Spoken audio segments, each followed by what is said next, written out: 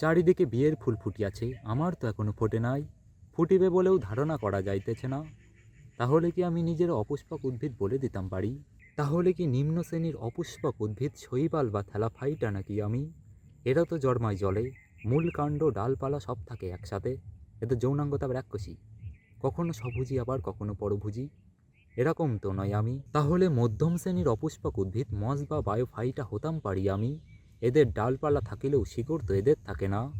ভিজে স্থলে জন্মালেও জল ছাড়া প্রজনন করিতে পারে না। জাইলেম ফইলেম নেই তো এদের, থাকে প্যারেন কাইমা। শক্তপাক্ত দেহ নেয় এদের, তাহলে হব কি করে এদের মতো আমি? আর উচ্চ শ্রেণীর অপুষ্পক উদ্ভিদ ফান বা টেরিডোফাইটা। এদের ডালপালা শিকড় বাকড় জাইলেম ফইলেম সমস্ত কিছু থাকলেও বিয়ে বাড়ির গেট আর গাড়ি সাজানো ছাড়া তো কোনো কাজে লাগে না। আর ফুল, এরা তো প্রজনন করতে পাতার তলায় রেণু নিয়ে যেখানে সেখানে উড়িয়ে বেড়ায়। এরকমও তো নাই আমি। তাই বলে আমাকে পাইন সাইকাসের মতো নগ্নবীজি বা জিমনোস্পাম ভাবিও না। এরা তো আবার এক ধাপ উপরে। ফুল নেই ফল নেই, ছড়াছড়ি বীজ তাও থাকে খুললাম খুল্লা। ল্যাংটা উদ্ভিদ কথাকার আমি এরকম না। তাহলে কি আমি আম কাঁঠালের মতো গুপ্তবীজি এনজিওস্পাম? এদের তো ফুল ফোটে, ফল হয়, ফলের ভিতর বীজ থাকে, আবার পরাগায়ন হয়, দ্বিনিষেক হয়। তাহলে আমার ফুল ফুটিবে কবে?